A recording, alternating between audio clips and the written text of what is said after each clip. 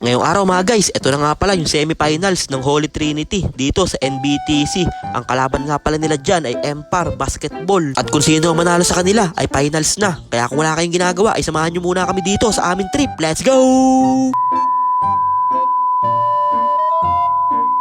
So, ayun po pagdating ko nga dito ay nagpe-pray na sila para bigyan sila ng lakas at walang ma-injury sa kanila at makuha nila itong panalo. Kaya tinawag muna silang lahat dyan sa gitna para kausapin muna sila ng ating mga referee. At kakasimula pa nga lang ng laban, naghahapit kagad dito ang mga player ng Holy Trinity. Sabi kasi sa kanila kanina ni Coach J bago maglaro, nakakadalawang talo na ako sa finals, ayoko na maging tatlo. Kaya gusto ko makuha natin yung panalo dito. Dahil kaya nga daw kayo nilalaban ni Coach J sa mga matatanda ay para pagdating nyo sa mga kaedad nyo ay kayang-kaya nyo na silang mamain. Syempre, mas maganda nga naman makipaglaban sa mga mas matatanda sa'yo para mas madami ka pang matutunan. Ganon din kami dati, sa matatanda kami nilalaban. Kaya pagdating namin sa mga kaedad namin, hindi na kami nila nabubuli. Kasi sa matatanda nga, nakikipagsakitan kami. Paano pa kaya sa mga kaedad namin? May nagalit pa nga sa akin dati na matanda, nakalaban namin sa basketball. Ako daw kasi yung pinakabata, nakalaban nila. Tapos ako pa daw yung pinakamananakit.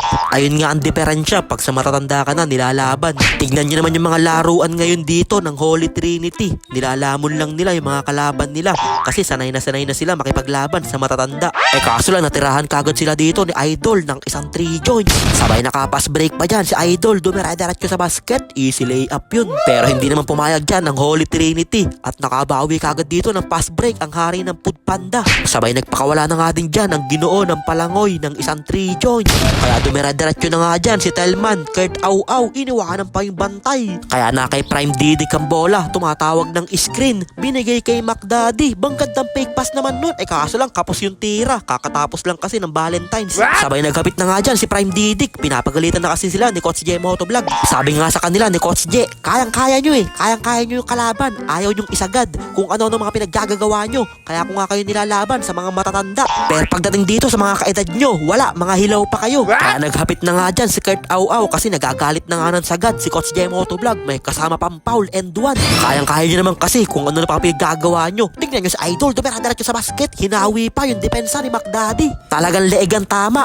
Pero sumagot naman kagad dyan si Wesley at nagpakawala na ng isang junk shot. Binasic lang. Kailangan pala papagalitan pa kayo ni Coach J Motovlog para ayusin nyo yung mga laro nyo. Kaya na kay Prime Didic dito, biglang tumigil, sabay pull up jumper. Ganyan nga ang sinasabi sa inyo ni Coach J. Kaya nyo naman palang gawing basic, pinapahirapan nyo pa daw ang basketball. Kaya nasa Empar Basketball dito ang bola, tumatawag sila ng play, binigay kay Idol, binigay sa kakampi niya, biglang hinagis sa 3 joints, ilista mo na yun. Kaya nasa hari ng Food Panda ang bola, dumira-diretso, nakanguso pa, iniwanan lahat ng bantay.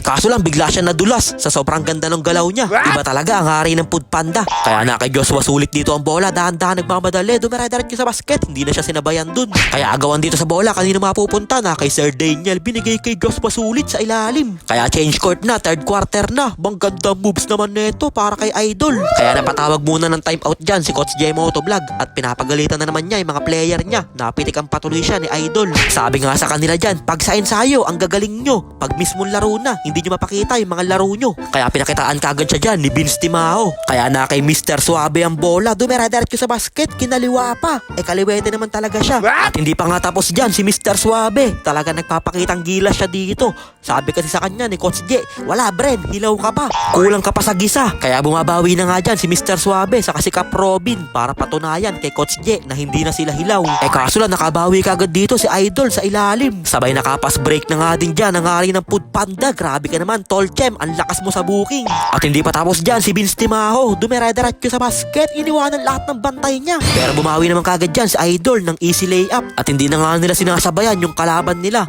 dahil medyo malaki na nga yung kalamangan dyan ng Holy Trinity. At dinagdagan pa nga yun ni Tol Chem, sabay nagpakawala pa ng 3 joints dyan si Kuya Mick, ilista mo na yun papang.